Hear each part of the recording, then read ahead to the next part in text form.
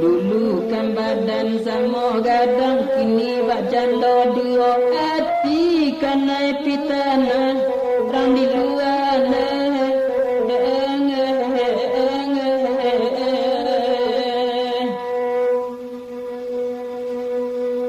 imanlah risalah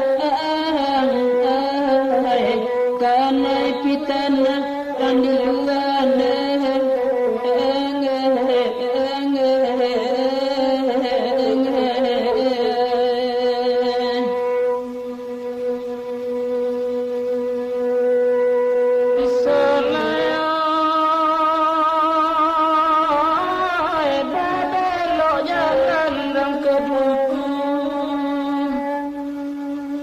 nangka duku kalima mani nangka taluna rambayang